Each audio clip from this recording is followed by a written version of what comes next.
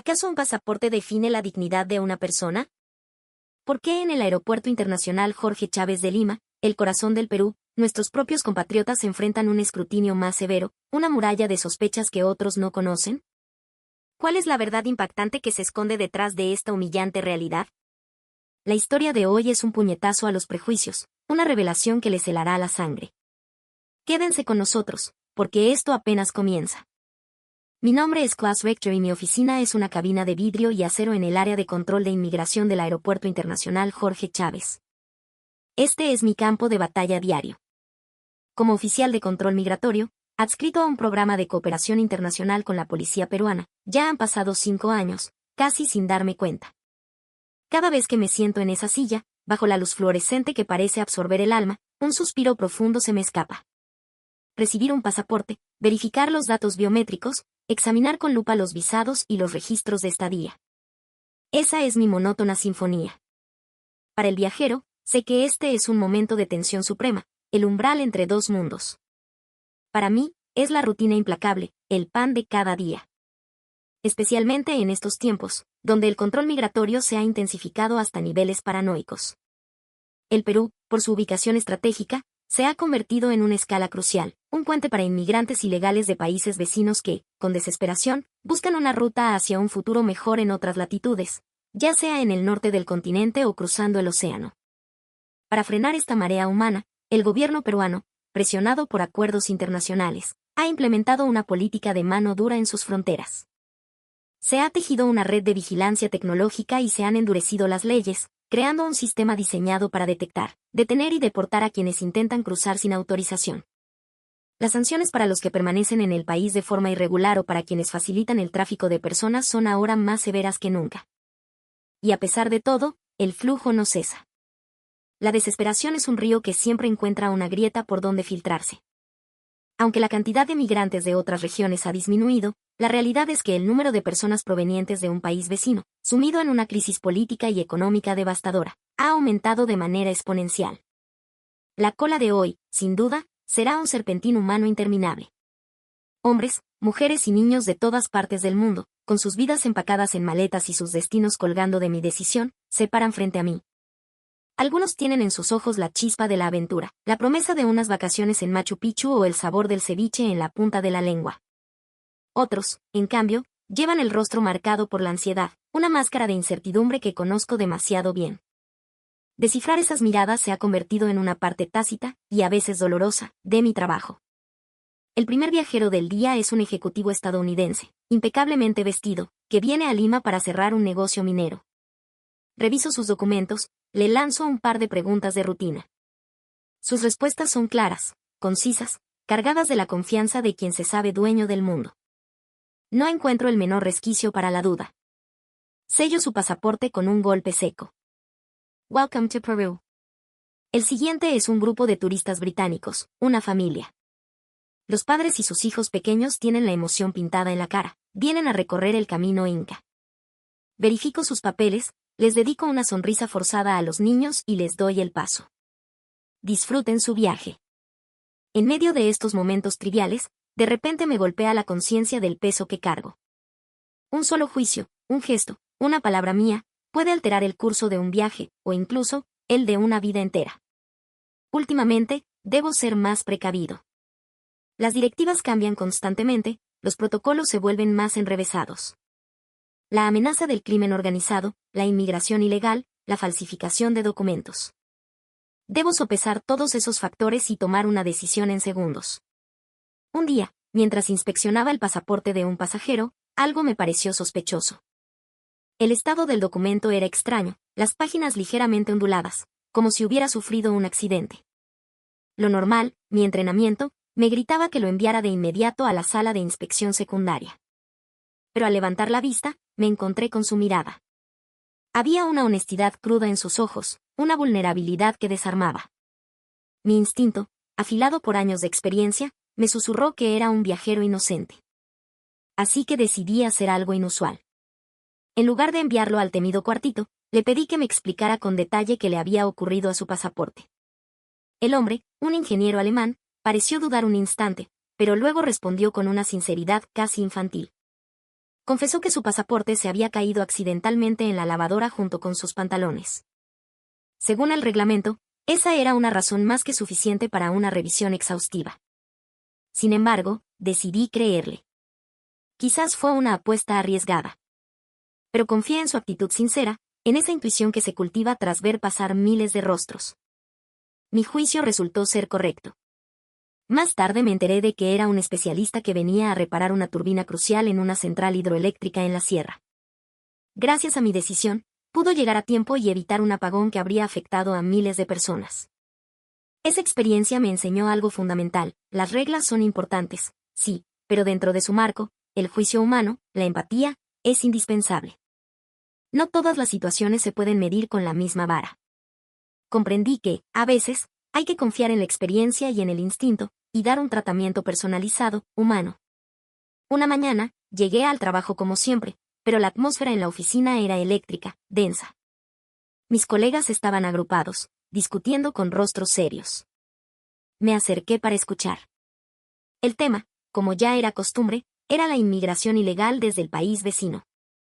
El número de casos se había disparado. Muchos llegaban con visa de turista y, una vez expirado el plazo, simplemente desaparecían en el vasto tejido urbano de Lima o otras ciudades, sumándose a la economía informal. El problema se estaba volviendo crítico. El gobierno, en una reacción casi visceral, había emitido una nueva directiva: endurecer aún más los controles para los viajeros provenientes de ciertos países de Sudamérica. Al principio, lo entendí. Era una medida, pensaba yo, necesaria para proteger la seguridad y el orden del país. Pero mi comprensión se convirtió en amargura muy pronto. La directiva no era específica. Era un brochazo grueso y torpe. No solo se aplicaría un escrutinio más estricto a los ciudadanos del país en crisis, sino a todos los viajeros de la región que pudieran presentar un perfil similar. Y aquí venía la parte que me revolvía el estómago: la orden incluía explícitamente a los ciudadanos peruanos que regresaban al país tras largas estancias en el extranjero o que tenían doble nacionalidad. La justificación era absurda y ofensiva. Debido a la similitud en el acento y apariencia, y la existencia de redes de falsificación, se debe verificar exhaustivamente la autenticidad de su nacionalidad peruana.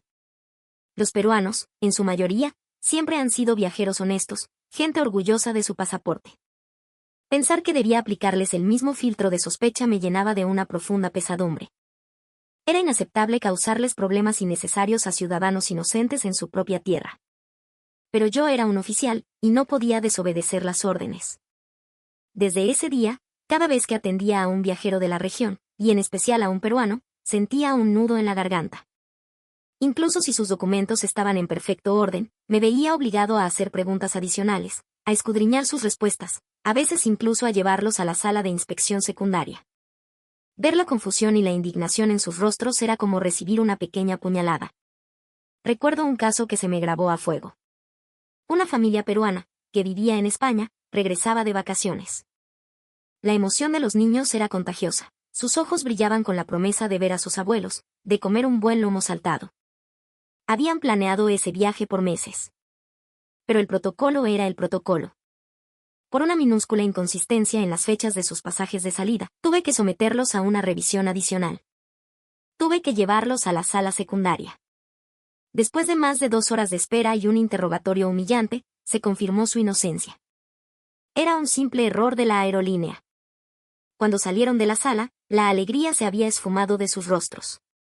Ver la decepción en los ojos de esos niños, que no entendían por qué los trataban como delincuentes en su propio país, fue devastador. En ese momento, me cuestioné con todas mis fuerzas si lo que estaba haciendo era correcto. Estas experiencias se acumulaban, y mi frustración crecía como una mala hierba. Por un lado, entendía la necesidad de un control riguroso para la seguridad nacional. Por otro, me dolía en el alma infligir un sufrimiento innecesario a gente inocente. Lo hablaba con mis colegas. Muchos compartían mi inquietud, pero la mayoría se encogía de hombros con resignación. Son las reglas, Klaus. No hay nada que hacer. Solo unos pocos, como yo, sentían que esta situación era insostenible. Una tarde tranquila, estaba en mi puesto, como siempre. Ese día, por alguna razón, había una cantidad inusual de pasajeros peruanos en la cola. Una mujer de mediana edad, con rasgos andinos marcados y una sonrisa nerviosa, se acercó a mi ventanilla y me entregó su pasaporte peruano. Buenas tardes, dije, ¿puede ver su pasaporte, por favor? Ella asintió y me lo entregó. Al examinarlo, algo no cuadraba.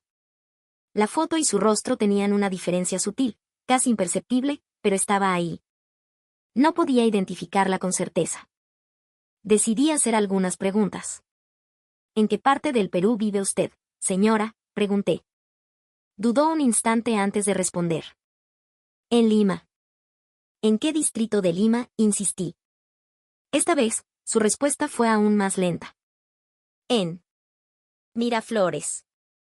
Normalmente, un peruano respondería al toque, sin pensarlo. Mi sospecha creció. Decidí probar algo. Usando una jerga limeña muy específica, le pregunté, y dígame, ¿por dónde para, causa?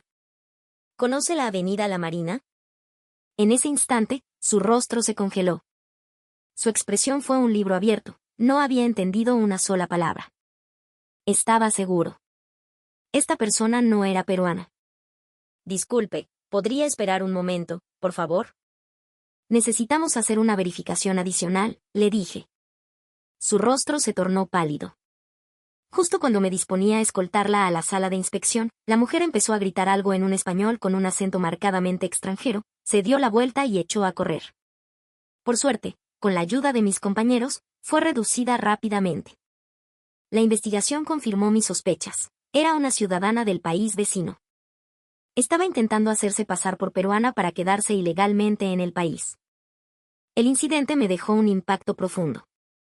Por un lado, sentí la satisfacción de haber detectado la irregularidad y haber actuado correctamente.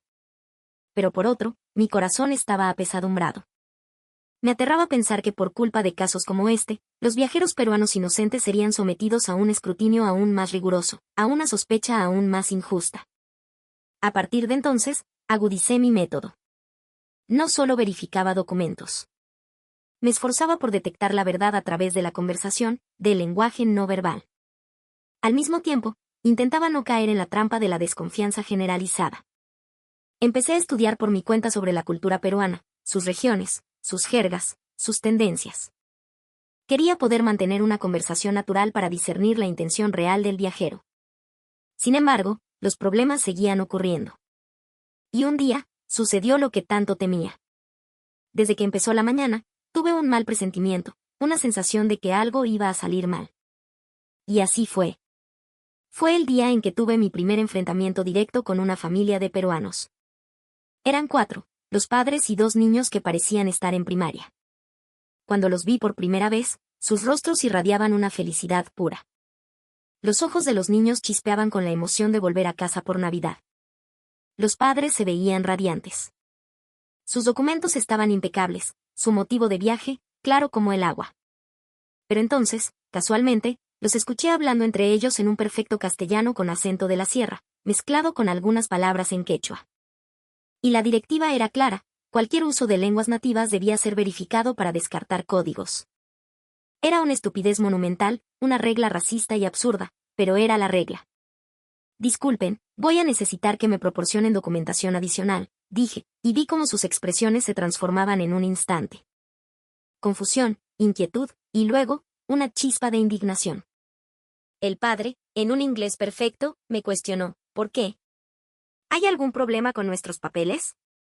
Intenté explicarle con la mayor calma posible, no, señor, ningún problema. Es solo que, por un cambio reciente en las políticas, requerimos una confirmación extra. Mi explicación fue inútil. La voz del padre se elevó. No somos extranjeros. Somos peruanos con pasaporte peruano. Por favor, no nos trate como si fuéramos delincuentes. Al oírlo, un suspiro de derrota se me escapó. El malentendido que tanto había temido, finalmente había estallado en mi cara. En ese momento, me sentí atrapado. Por un lado, entendía perfectamente su frustración. Como viajeros inocentes, en su propio país, se sentían tratados injustamente. Por otro, tenía que cumplir con mi deber. Proteger la seguridad nacional y acatar las regulaciones era mi responsabilidad. Al final, no tuve más remedio que llevarlos a la sala de inspección. Y durante todo el proceso, lo que más me dolió fue ver los rostros desilusionados de los niños. Uno de ellos le preguntó a su padre, con una vocecita que me rompió el corazón: «Papá, ¿hicimos algo malo?». Ante esa pregunta inocente, sentí que algo dentro de mí se quebraba. Mientras se realizaba la investigación en la sala secundaria, yo esperaba afuera con el ánimo por los suelos. Era una lástima que su regreso a casa comenzara de esa manera. Hice todo lo posible para acelerar el trámite. Cerca de una hora después, todo terminó. Como era de esperar, no había ningún problema. Al sellar sus pasaportes, les ofrecí una disculpa sincera. De verdad, lamento mucho las molestias. Con el paso del tiempo, el escrutinio sobre los viajeros peruanos y de países vecinos se hizo aún más estricto. El problema de la inmigración ilegal persistía, y las políticas del gobierno se endurecían cada vez más. Revisar minuciosamente los pasaportes era lo básico. Además, había que confirmar el propósito de la estadía, el itinerario, e incluso la solvencia económica si el viaje era largo. Ir a trabajar se convirtió en una carga. Cada mañana pensaba: ¿a cuántos peruanos inocentes voy a tener que incomodar hoy? Cada vez que veía sus rostros de decepción y confusión, sentía un dolor agudo. Un día, una joven peruana se acercó a mi ventanilla. Dijo que venía a hacer una maestría en Lima con una beca. Todos sus papeles estaban en regla. Su mirada transmitía una sinceridad y una ilusión contagiosas. Pero, según el protocolo, igual requería una revisión adicional. «Disculpe, necesito hacer una verificación extra», le dije. Su expresión se congeló al instante. «¿Hay algún problema con mis documentos?», preguntó. Traté de explicarle con la mayor amabilidad posible: «No, ninguno.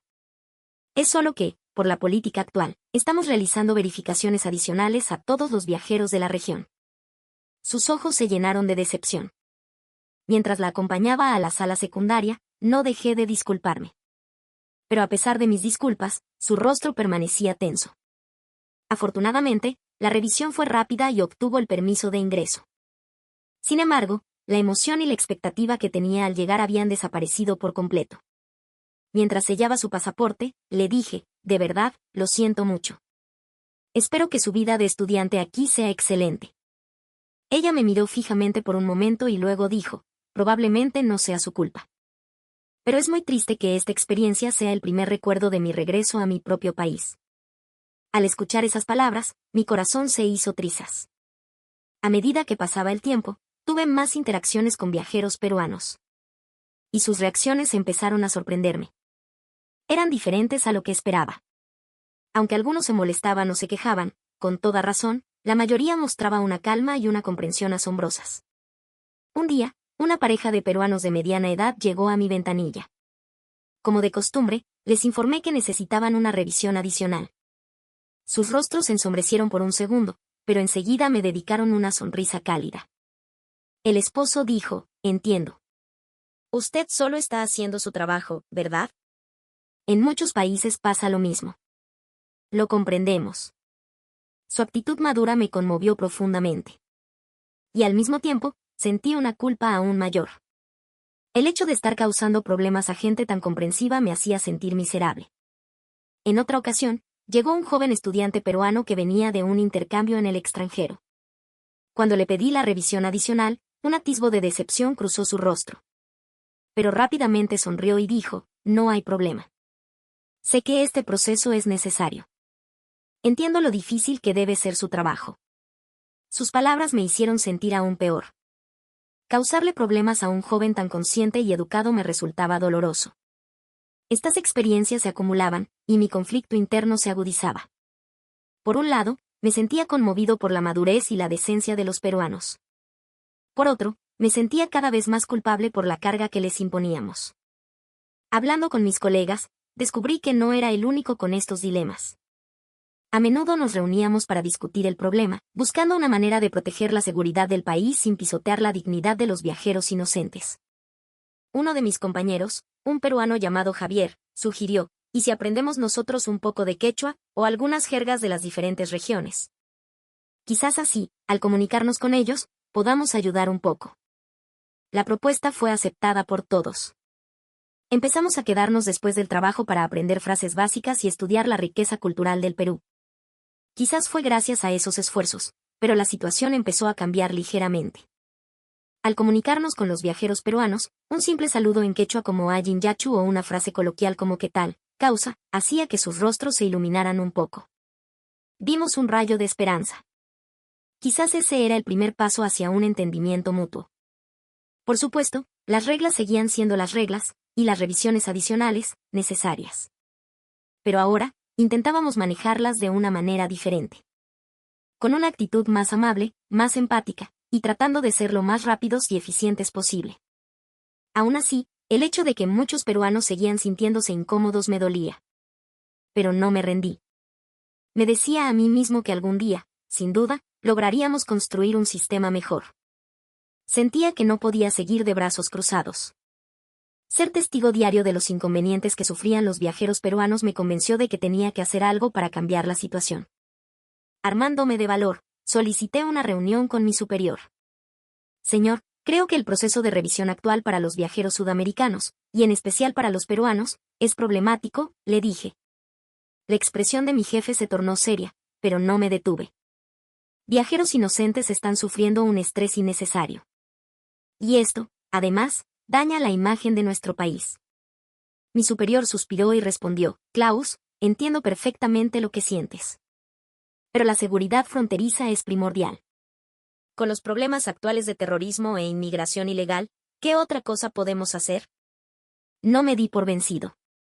Aún así, es injusto tratar a todos los sudamericanos, a todos los peruanos, como amenazas potenciales. Si pudiéramos aplicar un criterio más detallado, podríamos proteger la seguridad y, al mismo tiempo, garantizar los derechos de los viajeros inocentes. La conversación se prolongó por casi 2 horas. Le presenté los datos y los casos que había recopilado. Le expuse detalladamente los problemas del sistema actual y las propuestas de mejora que había ideado. Mi jefe me escuchó con atención hasta el final. Finalmente, dijo, entiendo tu punto. Aunque es imposible cambiarlo todo de la noche a la mañana, intentemos empezar con pequeños cambios. ¿Qué te parece si probamos tu propuesta como un plan piloto durante un mes? Al oír esas palabras, sentí una emoción inmensa. Por fin tenía la oportunidad de cambiar las cosas. Al mismo tiempo, sentí una enorme responsabilidad. Tenía que aprovechar esta oportunidad, y la presión era enorme. El plan piloto comenzó, y trabajé sin descanso. Me quedaba hasta tarde todas las noches, analizando datos, registrando meticulosamente los resultados del nuevo método de revisión. Me reunía constantemente con mis colegas para buscar áreas de mejora. El núcleo del nuevo enfoque era el tratamiento personalizado. En lugar de juzgar únicamente por la nacionalidad, considerábamos de forma integral el historial de viajes, la profesión, el propósito de la visita. Especialmente con los viajeros peruanos, nos acercábamos a ellos con una actitud que buscaba comprender y respetar su identidad cultural. Al principio, encontramos dificultades. Algunos colegas se resistían al cambio, quejándose del tiempo y el esfuerzo adicionales. Pero poco a poco, empezaron a verse cambios positivos. Pasó un mes, y presenté el informe de resultados a mi superior. Los datos eran contundentes. Las revisiones secundarias innecesarias se habían reducido en más de un 30%, la satisfacción de los viajeros había aumentado en más de un 50%, y lo más importante, no se había producido ningún incidente de seguridad. El nuevo sistema de revisión llevaba unas semanas implementado. Aunque se veían signos de cambio, aún distaba de ser perfecto. Fue entonces cuando conocí a un empresario peruano que tendría un impacto decisivo en mi vida. Su nombre era señor Castillo. Un hombre de unos 50 y tantos años, que venía a cerrar un importante acuerdo de exportación con una empresa en Europa. Cuando lo vi por primera vez, comencé la revisión como de costumbre.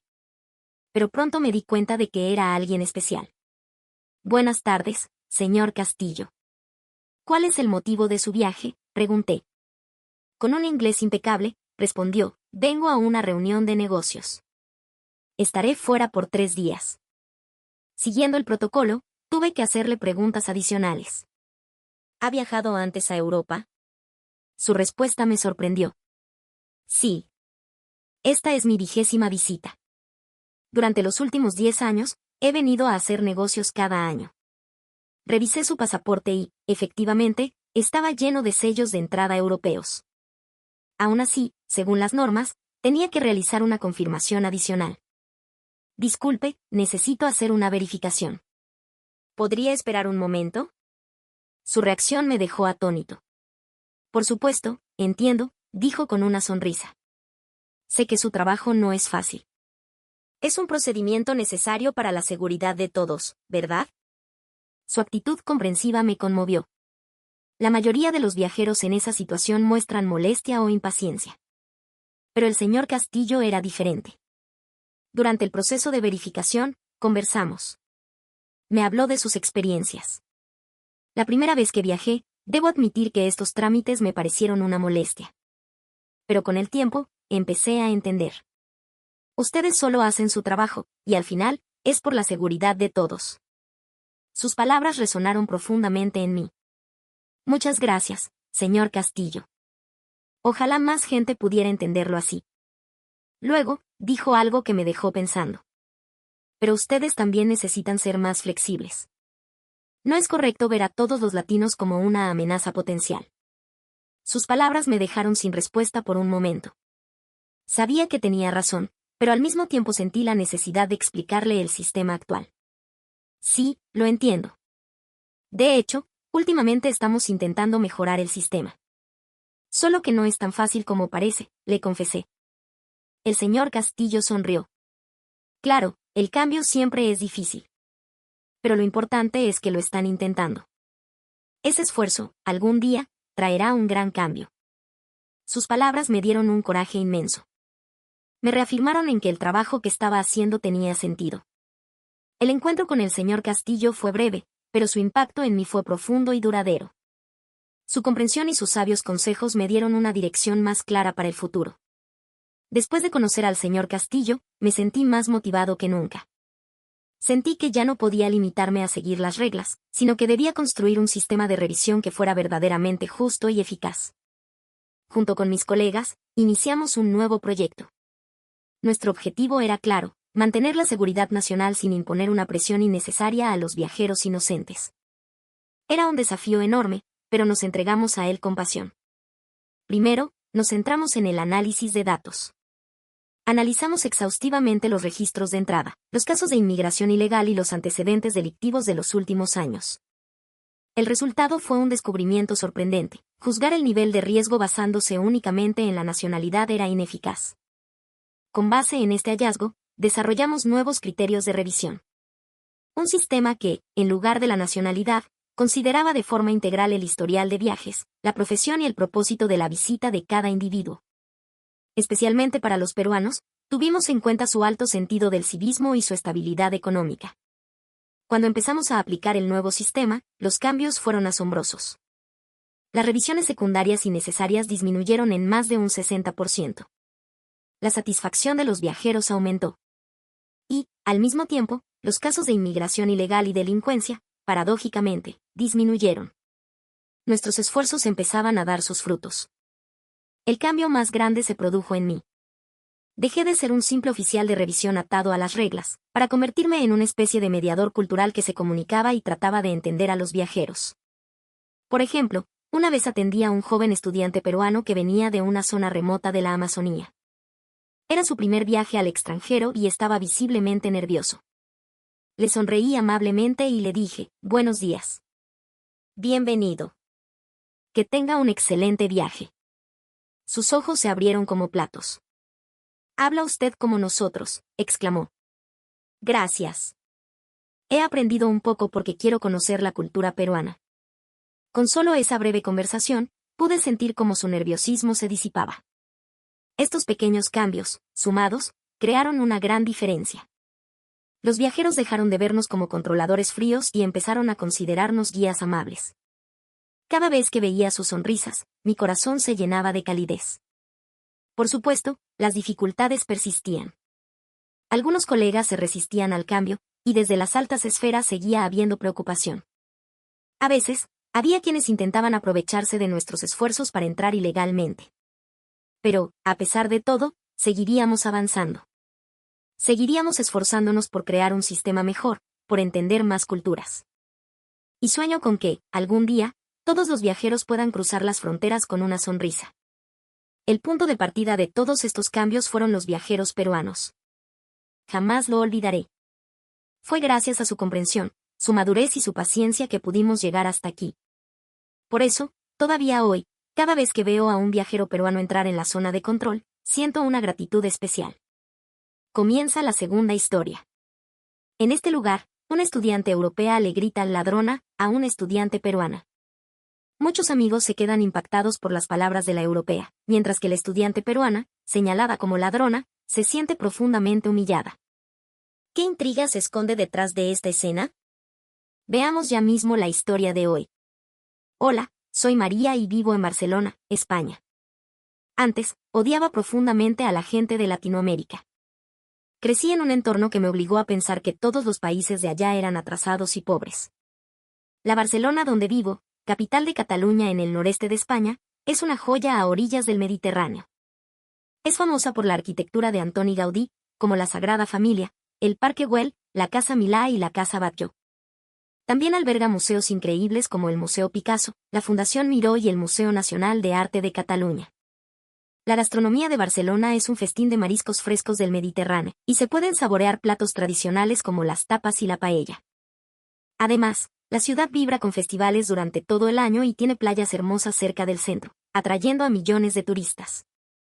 El problema es que, junto con los turistas, en Barcelona también viven innumerables inmigrantes ilegales. Especialmente, hay muchísimos de Latinoamérica. Personas de muchos países latinoamericanos llegan ilegalmente a España. A lo largo del tiempo, España ha implementado varios programas para regularizar la situación de los inmigrantes ilegales. Si un inmigrante ha vivido en España sin autorización por un cierto número de años, no tiene antecedentes penales y puede demostrar un historial de empleo, el gobierno le concede un permiso para residir y trabajar legalmente. Quizás por ser un país que ofrece esta oportunidad, la cantidad de inmigrantes ilegales es realmente abrumadora. El problema es que trabajan en diversos sectores como servicios, comercio, construcción y pequeños negocios por salarios muy bajos, lo que afecta los sueldos de los españoles. Muchos locales ven cómo sus trabajos son arrebatados por estos inmigrantes. Mi padre, que trabajó en la construcción durante mucho tiempo, se quejaba constantemente de ellos. Decía, los precios suben, pero por su culpa, los salarios no solo no aumentan, sino que bajan. Incluso llegó a decir que deberían expulsarlos a todos. Mi padre ganaba más que el salario mínimo, pero los inmigrantes estaban dispuestos a trabajar por menos, así que los empleadores, para reducir costos, probablemente los preferían. Con el aumento de inmigrantes, los días que mi padre no podía trabajar y se quedaba en casa se hicieron más frecuentes. Por eso, mi familia pasó por dificultades económicas mientras yo crecía, y mi madre también tuvo que salir a trabajar. Y los problemas no terminaban ahí. Yo vivo en el barrio del Raval, donde los alquileres solían ser baratos. Pero con la llegada masiva de inmigrantes, hasta los alquileres subieron. Además, al no tener acceso a la protección legal y los servicios sociales, muchos de ellos empezaron a dedicarse a la delincuencia, como los carteristas. En mi barrio, los robos a locales eran constantes, e incluso varias casas fueron desvalijadas. Vivían como vagabundos en las calles, bebiendo y comiendo en la vía pública y dejando todo tirado. A causa de la gran cantidad de inmigrantes, la imagen del Raval se deterioró enormemente, y la gente empezó a considerarlo un lugar a evitar. Los residentes originales del Raval, hartos, se mudaron a otros barrios. Pero mi familia, por nuestra precaria situación económica, tuvo que quedarse. Aunque la situación ha mejorado últimamente, sigue siendo una de las zonas que mucha gente evita con pavor. El Raval está en el centro de Barcelona, pero los turistas ni siquiera se acercan a mi barrio. Por todo esto, mis padres a menudo maldecían a los latinos que venían ilegalmente a España, y repetían que ojalá desaparecieran todos de aquí. Influenciada por ellos, yo también empecé a odiar a la gente que venía de esos países. Mis amigos españoles del barrio, como yo, trabajaban para ayudar en casa debido a las dificultades económicas. Pero mis padres, a pesar de todo, hicieron todo lo posible para que yo estudiara. A diferencia de mis amigos, pude concentrarme en mis estudios. Cuando me preparaba para la universidad, para que yo pudiera ir a una academia, mis padres trabajaban desde el amanecer hasta la noche. Viendo su sacrificio, me esforcé al máximo y finalmente ingresé en la Universidad de Barcelona. La universidad a la que asisto es una de las más prestigiosas de España, con una rica historia y una excelente tradición académica.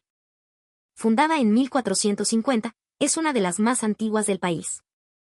Durante siglos, Ha sido un centro de conocimiento e investigación con una enorme influencia no solo en España, sino en todo el mundo. Además, las tasas de las universidades públicas españolas son relativamente baratas en comparación con otros países, por lo que muchos estudiantes internacionales vienen a estudiar aquí. La universidad tiene programas de intercambio y colaboración académica internacional, así que hay estudiantes de todo el mundo, incluyendo varios de Latinoamérica. Al mencionar Latinoamérica, inmediatamente pensaba en los inmigrantes ilegales y sentía una aversión total, así que me esforzaba por ignorar a los estudiantes de esa región. En mi mente, todos esos países eran atrasados, y los miraba con prejuicio. A diferencia de mí, muchos de mis amigos sentían fascinación por un país llamado Perú. Varios de ellos hablaban de la gastronomía peruana, de su música, del pisco sour, o preguntaban si alguien había probado el ceviche. Me da un poco de vergüenza admitirlo, pero mi teléfono era un modelo muy antiguo. Viendo a mis padres esforzarse tanto, solo pensaba en que tenía que triunfar, así que me dediqué exclusivamente a estudiar. Hasta que entré en la universidad, nunca había tenido contacto con la cultura peruana, y no tenía ni el más mínimo interés. Mi plan de datos era el más barato, solo para llamadas y emergencias. Por eso, durante mi primer año, solo me relacioné con amigos españoles y europeos. Por las noches y en mi tiempo libre, trabajaba para ayudar en casa, así que no tenía muchas oportunidades de socializar. Además, con mis prejuicios, nunca me acercaba a los estudiantes de Latinoamérica, por lo que no tuve ocasión de conocerlos. Después de un año así, cuando les di a mis padres el dinero que había ahorrado, no se alegraron. Al contrario, se pusieron muy tristes. Me devolvieron el dinero y me hablaron durante mucho tiempo. Me dijeron que esta etapa de mi vida no volvería, y que no querían que trabajara tanto, que también debía estudiar, viajar y disfrutar de la vida universitaria. Escuchando a mis padres, dejé el trabajo y, en mi segundo año, me uní a un club por primera vez. Como no tenía ningún interés o talento especial, me uní al club cultural donde estaba mi buena amiga española, Lucía. El club al que me uní era para explorar diversas culturas, así que había estudiantes de muchos países, incluidos algunos de Latinoamérica. Me uní tarde, así que al principio solo observaba el ambiente para adaptarme. Y entonces, noté algo extraño. En el club había estudiantes de diversas nacionalidades y todos se llevaban bien, pero entre los estudiantes de Latinoamérica, había una tensión palpable entre un estudiante de un país rico y arrogante y los estudiantes peruanos. Eran como el agua y el aceite, incapaces de mezclarse. Al principio, como no conocía bien los acentos, no distinguía bien, pero al oírlos hablar, lo entendí todo. La estudiante europea, una chica suiza llamada Isabella, hablaba con un tono de superioridad, siempre en voz alta, casi gritando. Era insoportable. Quizás porque en mi barrio había tantos problemas con la inmigración, ya tenía una mala predisposición, pero cada vez que Isabella hablaba, me daban ganas de taparme los oídos. En cambio, los estudiantes peruanos, cuando hablaban entre ellos, me parecían tranquilos y amables. Además, parecía que a los peruanos no les importaba mucho Isabella, pero ella siempre los miraba con desdén. Muchos de mis amigos europeos parecían acostumbrados a esta dinámica. Como yo era nueva, no entendía bien este ambiente extraño, así que le pregunté a Lucía qué pasaba.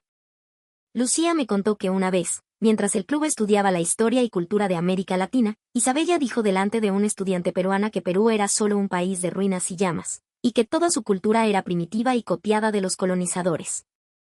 La estudiante peruana, llamada Milagros, refutó con calma pero con firmeza los comentarios de Isabella. El ambiente se puso muy tenso, y desde entonces, Isabella y los peruanos del club no volvían a dirigirse la palabra. Sinceramente, no me interesaba mucho el tema, así que no le di más vueltas, simplemente pensé que no se llevaban bien. Y así, a través del club, empecé a conocer la cultura de muchos países, y comencé a pensar que la cultura de Perú era realmente increíble. En particular, sus documentales sobre su historia y su gastronomía eran fascinantes. Me enganché tanto que incluso pensé que era una suerte haberlos descubierto ahora. Si hubiera conocido la riqueza de la cultura peruana en el instituto, quizás me habría obsesionado y habría descuidado mis estudios. Así de cautivadora era. Al sumergirme en la cultura peruana, naturalmente me interesé por su comida y su música. Busqué mucha información sobre Perú y, por primera vez, me acerqué voluntariamente a los latinos, preguntándoles a mis nuevos amigos peruanos muchas cosas sobre su país. Mi cambio de actitud pareció disgustar a Isabella. Cuando estaba viendo un documental sobre Machu Picchu, Ella se acercaba y decía que los Alpes suizos eran mucho más impresionantes, tratando de mostrarme las maravillas de su país. No fue una o dos veces, llegó a ser molesto, insistiendo en que conociera la cultura suiza. Vi algunos documentales suizos. Al principio me parecieron interesantes, pero con el tiempo, todos me parecían iguales. La cultura peruana era diversa, su historia rica y compleja, te dejaba siempre con ganas de saber más. Tenía un poder de atracción increíble. Aunque le decía a Isabella que era interesante, en realidad, la cultura peruana me parecía mucho más fascinante. Y cuanto más aprendía, más notaba la gran diferencia entre la actitud de Isabella y la de los peruanos. Isabella tendía a interrumpir a los demás, hablando siempre más alto para imponer su opinión. Los estudiantes peruanos, en cambio, escuchaban atentamente a los demás y mostraban empatía. Empecé a sentir una gran simpatía por ellos y a pasar mucho tiempo juntos.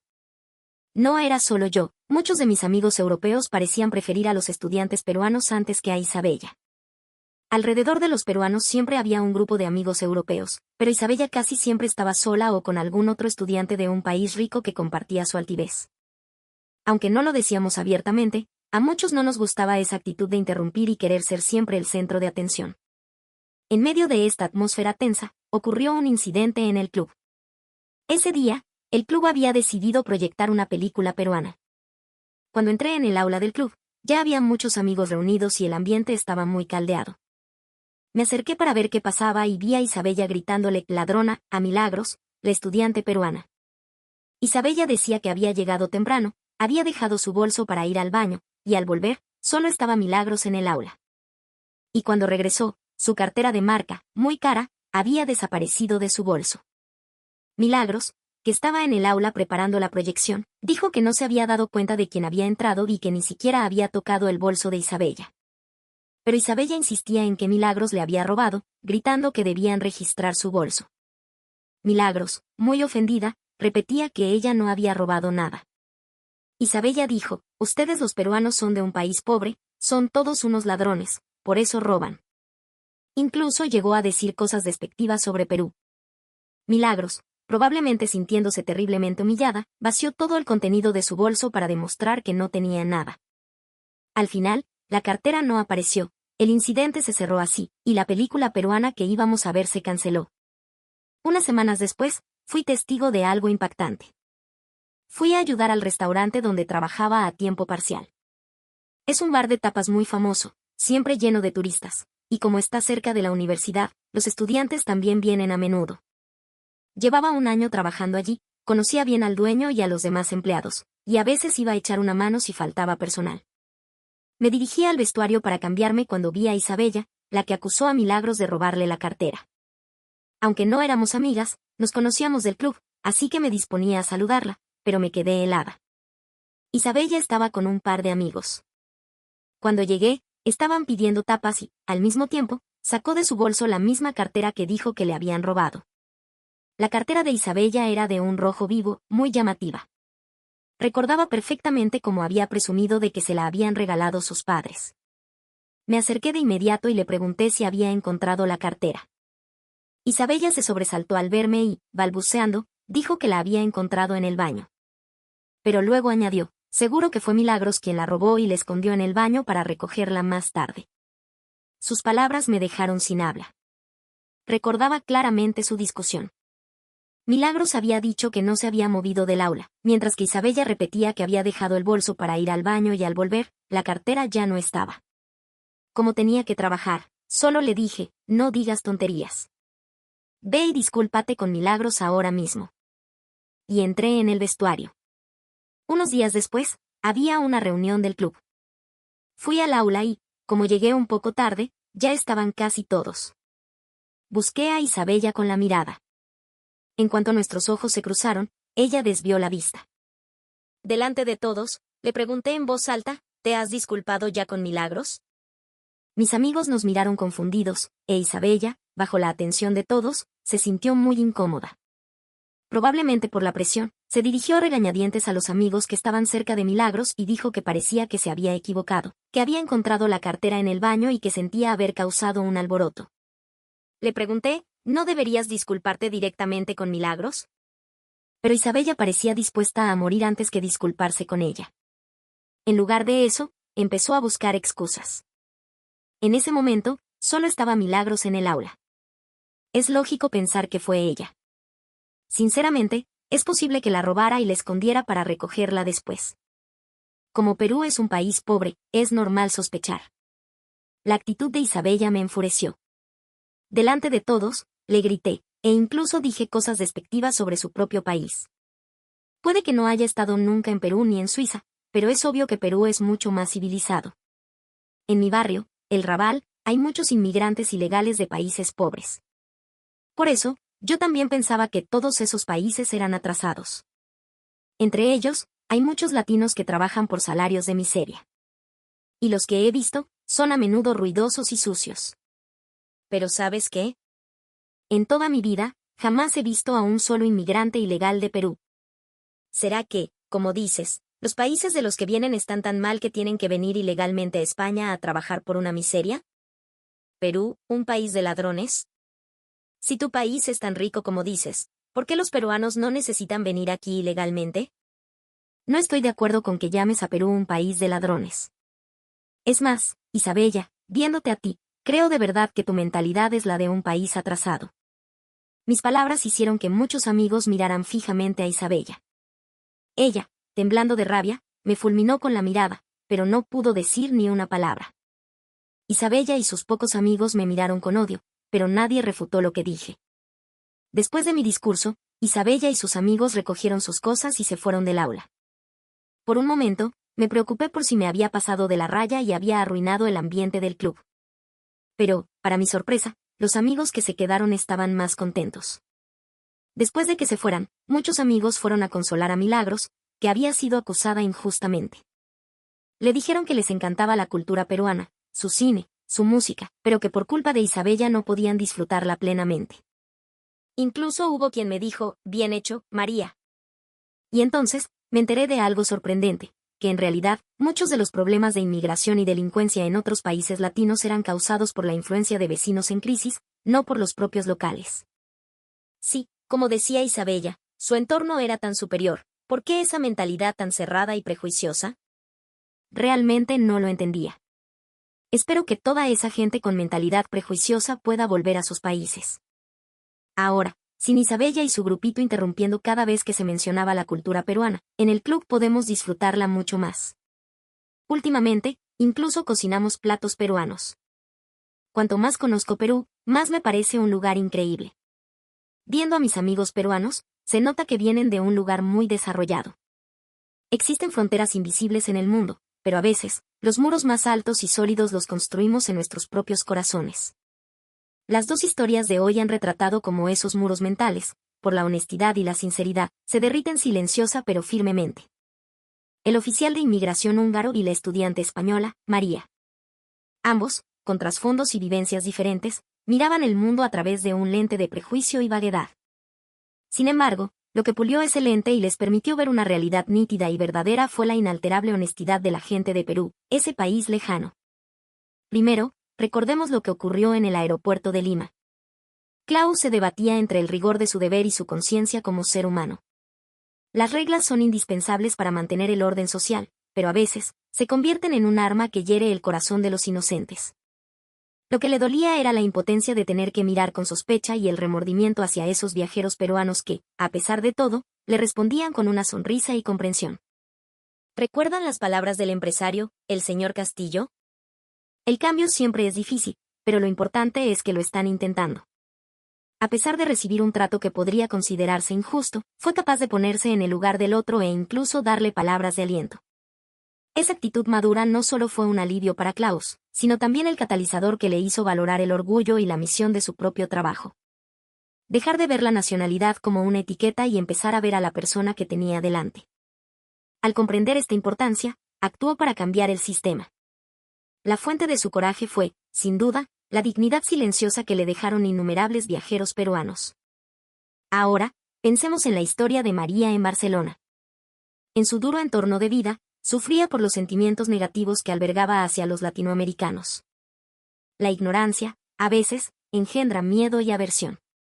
Sin embargo, lo que abrió su corazón cerrado fue, de nuevo, el comportamiento ejemplar de los estudiantes peruanos. Incluso al ser acusada falsamente y recibir reproches infundados, Milagros no respondió con agresividad, sino que demostró su inocencia con hechos. Su actitud, y la de sus compañeros, de respetar otras culturas e intentar un diálogo tranquilo, derritió el hielo de prejuicio en el corazón de María. El hecho de que María finalmente defendiera a su amiga no fue solo por un brote de justicia en su corazón, sino por la convicción de que esa gente era digna de confianza. Ese episodio nos enseña que la verdad no se demuestra a gritos, sino a través de la acumulación de acciones honestas en el día a día. ¿Qué lección podemos aprender de estas dos historias? Que cada uno de nosotros es un embajador de su tierra. No hace falta ser un diplomático o una celebridad. Un pequeño saludo durante un viaje, una respuesta calmada ante un problema, la consideración hacia los demás. La acumulación de estos pequeños gestos y palabras construye la imagen de un lugar en el corazón de alguien, finalmente, se traduce en confianza a nivel mundial. El pasaporte es solo un permiso legal para cruzar una frontera. Pero el pasaporte que realmente permite entrar en el corazón de las personas y ser bienvenido es nuestra humanidad.